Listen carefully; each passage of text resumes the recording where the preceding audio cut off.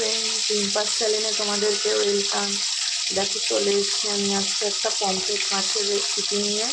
মাছটাকে ভালো করে ধুয়ে নুন হলুদ মাখিয়ে রেখে দিয়েছি। এদিকে দেখো কড়াইতে সর্ষের তেল গরম করে ওর মধ্যে একটুখানি নুন দিয়ে তেলটা ভালো করে গরম করে নিয়েছি।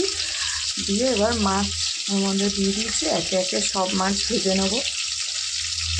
দেখো আমি আবার দুটো মাছ দিয়ে দিয়েছি। আমি দুটো করেই ভাজবো, নাহলে বেশি করে একসাথে দিয়ে ভাজলে আবার মাছগুলো ভেঙে যাবে, কারণ এই মাছগুলো খুব নরম হয় তো। এই জন্য আমি যে কবার কড়াইতে মাছটা দেবো সে কবারই 1 চিমটে করে নুন দেবো, তাহলে মাছগুলো ভেঙে যাবে না। দেখো এখানে আমি কাজু, কিশমিশ, বড় চামচের 1.5 চামচ মতন পোস্ত আর 1.5 চামচ মতো কালো সর্ষে আর হলুদ সর্ষে আমি যেহেতু একসাথেই মিক্স করে রাখি ওইটায় 1.5 চামচ দিয়ে দিয়েছি। দেখো এতে সামান্য আমি একটু নুন দিয়ে দিয়েছি। এবার এটাকে খালি একটু জল ছাড়া ব্লেন্ড করে নিয়ে তারপরে জল দিয়ে ব্লেন্ড করব। এই দেখো আমি একটু খালি ব্লেন্ড করে নিয়েছি, এবার জল দিয়ে এটাকে একদম মিহি ব্লেন্ড করে নেব। দেখো এখানে 2টো টমেটো, 2টো পেঁয়াজ আর কাঁচা পাকা লঙ্কা নিয়েছি। এটাকে এবার ব্লেন্ড করে নেব।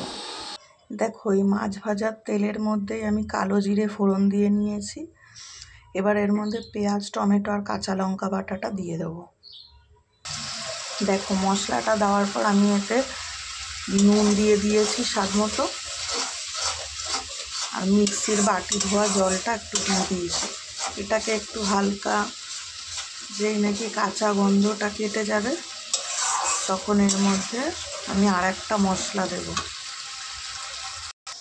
দেখো এই চামচটারই 1.5 চামচ আমি টক দই নিয়ে নিয়েছি।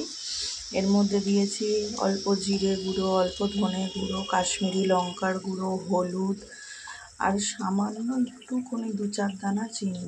যেহেতু টক দই দিচ্ছি, 2খানা টমেটো দিচ্ছি, নুন ঝাল টক সব কিছুর ব্যালেন্সটাকে ঠিক রাখার জন্য আমি একটু চিনি দিয়েছি। এবার এটাকে একটু সামান্য জল দিয়ে দেখো মিক্স করে রেখেছিলাম, এবার এটা আমি দিয়ে দেবো।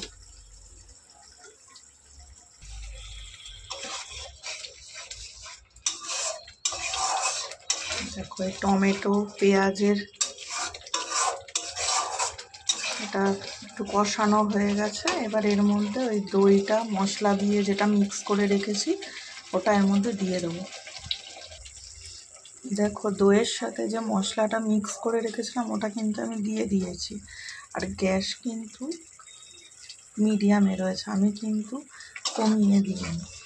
এখানে দইয়ের সাথে মশলাটা মিক্স করে দেওয়ার মধ্যে একটা টুইস্ট আছে, কারণ হচ্ছে দইয়ের সাথে মশলাটা মিক্স করে দিলে পরে দইটা ফেটে যাবে না। তখন তোমরা মিডিয়ামে বা একটু হাইতে দিয়েও করতে পারবে। আর শুধু দই যদি দেওয়া যায় তখন গ্যাসটা একদম লো ফ্লেমে দিয়ে রান্না করতে হবে, না হলে দইটা ফেটে যাবে। এবার আমি ওই দইয়ের বাটি ধোয়া জলটা এর মধ্যে একটু দিয়ে দেবো। দেখো মশলা দিয়ে কিন্তু তেল ছেড়ে দিয়েছে, মশলাটা ভালো করে কষানো হয়ে গেছে। এবার আমি গ্রেভির জন্য এখানে জল দিয়ে দেবো। দেখো ঝোলে কিন্তু ভালো করে জাল উঠে গেছে। এবার গ্যাসটাকে কমিয়ে দিয়ে সর্ষে পোস্ত কাজু কিশমিশ যে বেটেছিলাম আমি ওইটাকে এর মধ্যে দিয়ে দেবো। দেখো তেলাপিয়া বলছি, সরি কিছু মনে করো না, পমফ্রেট মাছটা কিন্তু আমার রেডি হয়ে গেছে। আসলে কি হচ্ছে জানো, আমাদের বাড়িতে মিস্ত্রি কাজ করছে তো ওই আওয়াজে মাথা খারাপ হয়ে যাচ্ছে, কি কখন বলে ফেলছি, ওই আওয়াজ এত বিচ্ছিরি। দেখো মাছের রেসিপিটা কিন্তু আমার হয়ে গেছে। আমি এটাকে নামিয়ে এর মধ্যে কাঁচা লঙ্কা, চেরা কাঁচা লঙ্কা, 1 চামচ মতো সর্ষের তেল আর ধনে পাতা কুচি দিয়ে নামিয়ে নিয়েছি। রান্নাটা কিন্তু আমার রেডি হয়ে গেছে। আর আমার রান্নাটা যদি ভালো লাগে তাহলে আমার পাশে থেকো, আমার চ্যানেলটা সাবস্ক্রাইব করে দিও। আর এভাবে অতি অবশ্যই একবার বানিয়ে খেয়ে দেখো, আশা করি তোমাদেরও ভালো লাগবে। টাটা বন্ধুরা, বাই।